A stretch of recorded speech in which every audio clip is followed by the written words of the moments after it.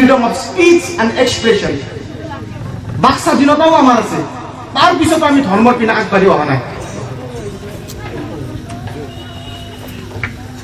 আল্লাহে কৈ আছে, আল্লাহে হুকুম কৰিছে, নবী পথ দেখুৱাই দিছে, আমাৰ দেশৰ সংবিধানে আমাক স্বাধীনতা দিছে। তাৰ পিছতো আমি আল্লাহ আৰু আল্লাহৰ ৰসুল সাল্লাল্লাহু আলাইহি ওয়াসাল্লামৰ শিক্ষা লাভ কৰা নাই, আল্লাহৰ হুকুম পালন কৰা নাই, নবীৰ পথ অনুসৰণ কৰা নাই। সেইকাৰণে আজি আমাৰ সমাজত বিভিন্ন ধৰণৰ বেবিচাৰী, আজি মুছলমানসকলৰ নাম গৰুচৰৰ তালিকাত অন্তৰ্ভুক্ত হয়, আজি মুছলমানসকলৰ নাম ড্ৰাগছ ব্যৱসায়ীকাৰীসকলৰ তালিকাত অন্তৰ্ভুক্ত হয়।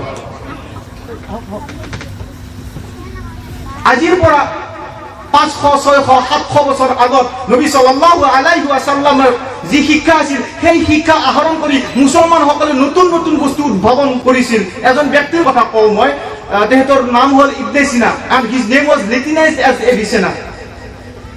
ইবনে সিনা নাম আছিল আৰু তেখেতৰ নামটো লেটিন ভাষালৈ এভিচেনালৈ ৰূপান্তৰিত কৰা হৈছিল। তেখেতে এখন গ্ৰন্থ লিখিছিল, the Canon of medicine.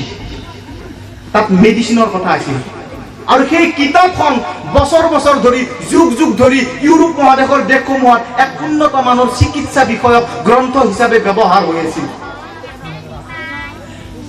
He was a Muslim and also inspired by Islamic education। ইছলামীয় শিক্ষাৰ দ্বাৰা তেখেতে প্ৰেৰণা পাইছিল, তাৰপিছত সেই কিতাপখন লিখিছিল।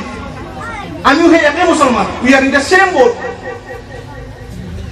আমি একেখন নাৱৰে যাত্ৰী। তেখেতসকলে যি পাক কালাম কৰিছিল, আমি সেই পাক কালামে পঢ়ি আছো। তেখেতসকলে যিজন নবীৰ পথ অনুসৰণ কৰিছিল, আমি সেইজন নবীৰ পথে অনুসৰণ কৰি আছো।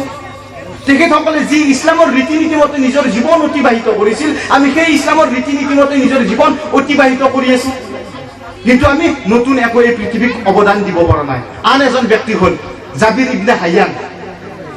তেখেতৰ নামটো লেটিন ভাষালৈ ৰূপান্তৰিত কৰা হৈছিল, নাম জেবেৰ দিয়া হৈছিল। He is known as father of chemistry. তেখেতক ৰসায়ন বিজ্ঞানৰ পিতৃ বুলি কোৱা হয়। তেখেতে ৰসায়নৰ প্ৰক্ৰিয়াসমূহক বিকশিত কৰিছিল, মুছলমান আছিল। He was also inspired by Islamic education. আন এজন ব্যক্তি আল খাৰিজমি। আমি সকলোৱে জানো, আমি ক্লাছ 9-10ত পঢ়িছো আলজেব্ৰা। তেখেতে উদ্ভাৱন কৰি উলিয়াইছিল সেই আলজেব্ৰাৰ প্ৰক্ৰিয়া। So' he is known as father of algebra. আন এজন ব্যক্তি Al Zahrawi. His name was also Latinised as Albucasis. তেখেতৰ নামটো আল জাহৰাৱীৰ পৰা আল বুকেছিছ কৰি দিয়া হৈছিল, লেটিন ভাষালৈ ৰূপান্তৰিত কৰা হৈছিল আৰু তেখেতক ফাদাৰ অফ চাৰ্জন বুলি কোৱা হয়। যিসকল চাৰ্জন আছে সেইসকলৰ পিতৃ বুলি কোৱা হয়। চাৰ্জাৰীৰ নতুন নতুন বস্তুসমূহ, নতুন নতুন সঁজুলিসমূহ, অস্ত্ৰোপচাৰৰ যিসমূহ সঁজুলি যন্ত্ৰ আছে, সেই যন্ত্ৰসমূহক উদ্ভাৱন কৰি উলিয়াইছে। তেখেত এজন মুছলমান আছিল। We are in the same boat.